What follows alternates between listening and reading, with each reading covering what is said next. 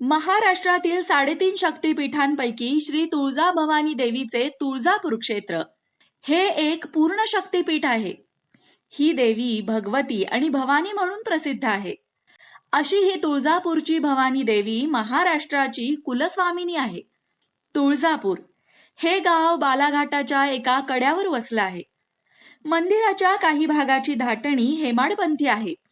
इतिहास आणि पुरातत्वदृष्ट्या हे मंदिर राष्ट्रकूट अथवा यादवकालीन मानलं जातं, तर काहींच्या मते हे मंदिर 17व्या किंवा 18व्या शतकातलं आहे. स्कंद पुराणातील सह्याद्री खंडात श्री तुळजाभवानीची अवतार कथा येते. कृतयुगात कर्दम ऋषींची पत्नी अनुभूती एकदा तपस्या करत असताना कुकुर या दैत्याने तिचे पावित्र्य भंग करण्याचा प्रयत्न केला.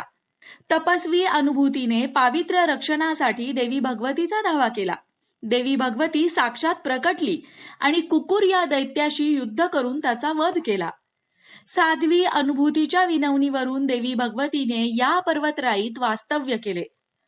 भक्ताच्या हाकेला त्वरित धावून येणारी आणि मनोरथ पूर्ण करणारी म्हणून ही देवी त्वरिता, तुरजा आणि तुळजा या नावाने ओळखली गेली. अनेक प्रदेशातून विविध जाती पंथाचे भाविक इथे येत असतात. इथल्या मंदिराच्या दक्षिणेकडील दरवाजास परमार दरवाजा म्हणतात. जगदेव परमार या महान देवी भक्ताने आपले मस्तक 7 वेळा देवीला अर्पण केले अशी श्लोकरचना या दरवाजावर कोरलेली आहे. सभा मंडपात पश्चिम दिशेला गर्भगृह असून चांदीच्या सिंहासनात पूर्वाभिमुख अशी श्री तुळजाभवानी देवीची रेखीव आणि प्रसन्न मूर्ती आहे. मूर्ती गंडकी शिळेची असून प्रमाणबद्ध आहे. अष्टभुजा महिषासूर मर्दिनी असं देवीचं मनोहर रूप आहे. देवी भवानीची ही स्थलांतर करता येणारी मूर्ती आहे. वर्षातून 3 वेळा ही मूर्ती पलंगावर विसावते. असं इतरत्र कुठेही पाहायला मिळत नाही. गर्भगृहाच्या भिंतीवर छोटी छोटी आकर्षक शिल्प आहेत. सभा मंडपात उत्तरेस देवीचे शयनगृह असून इथे चांदीचा पलंग आहे.